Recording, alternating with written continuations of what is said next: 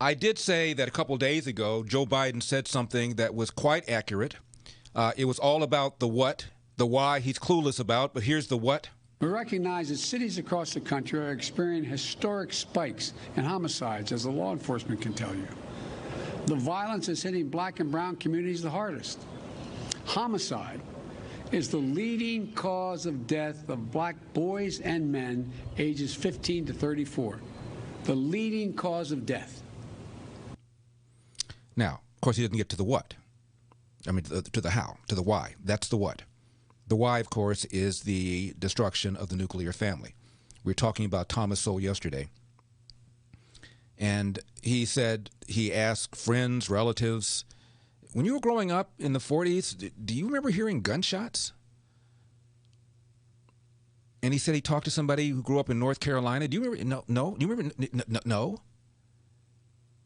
Tom Sowell said when he grew up in Harlem, East Harlem, he was the only one in his neighborhood who did not have a mom and a dad in the house. Only one.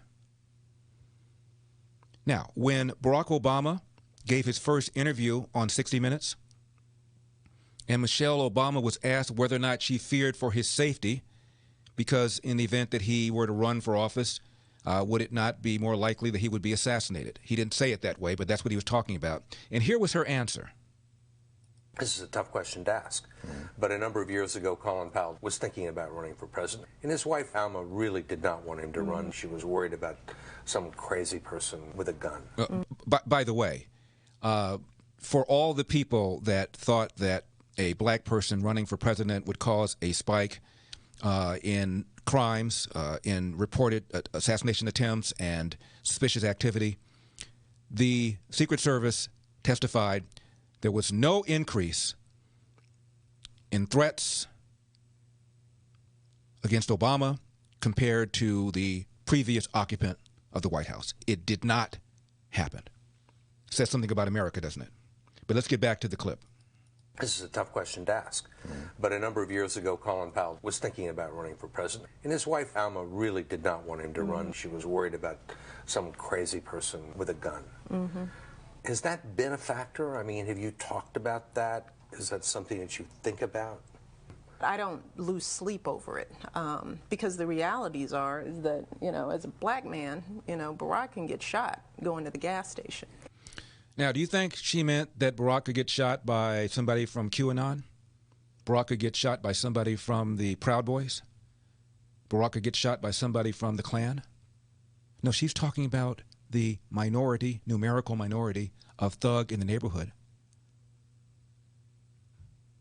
that's causing the crime. That's what she's talking about.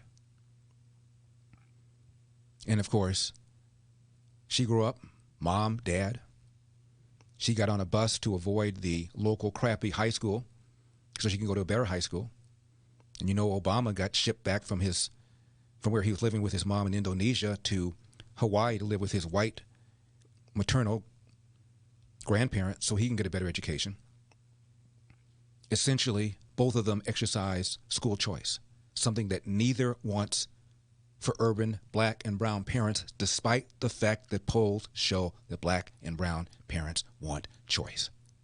Now, is there anything more important than making sure your kid gets a good education? Is there any route out of poverty other than getting an education? Okay, you could rap. You could be a boxer. You could be a basketball player. Odds overwhelmingly against you. The route,